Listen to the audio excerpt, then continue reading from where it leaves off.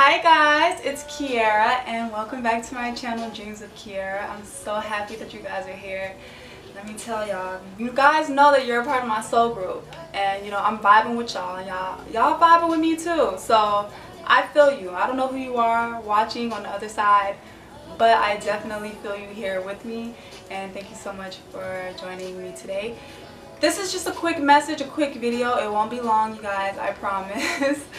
But today we're just going to be talking about, being a role model and what that means. Because I feel like a lot of us are called to be role models, and a lot of us don't step into that role model, identity and accept that, because being a role model is very hard, and it takes a sense of responsibility, accountability, obedience, and commitment.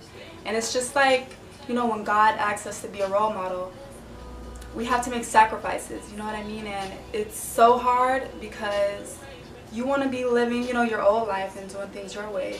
But when you know God is calling you to do something, it's just, you have to really just step fully into that and allow God to transform you, and He will bring you to a level where you can be an inspiration for so many people.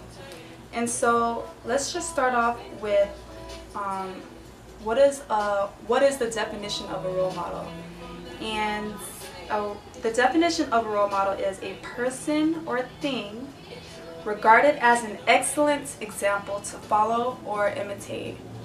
And I really like how it said excellent, because if we're all being, truthful here, we all want to be our best versions, and I believe that being our best version is always striving for excellence. So let's just talk about,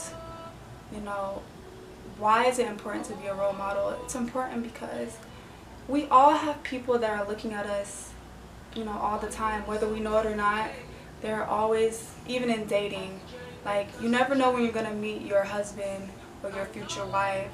And it's all because of how we are presenting ourselves, and it's how we conduct ourselves. Even when no one is watching, there are still, people watching. And how you conduct yourself when you feel like no one is watching, that's actually your true character. And that gives people a pretty good idea of who you are as a person. And let's just talk about why this is important as far as, presenting yourself in a way, in a light that you want other people to see you, because sometimes we can present ourselves in a certain way and we're not really getting feedback on how we're actually being perceived. And so in the case of women, sometimes how we dress, which I'm all for feeling beautiful and even putting some sensuality in there, but sometimes as women we might overdo it sometimes, or we underdo it, to be honest. And so it's all about finding that happy balance. But my point was that sometimes we can present ourselves in a way, and then men are receiving us in a completely different way, and so we don't want that. We want us to be presented as, wife material, okay? Like, we are wife material out here. Like, let's not get into it. And so I'm just going to close out with a quick scripture. And this is from Proverbs 1:39.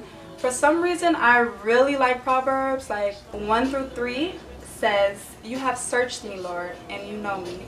You know when I sit and when I rise.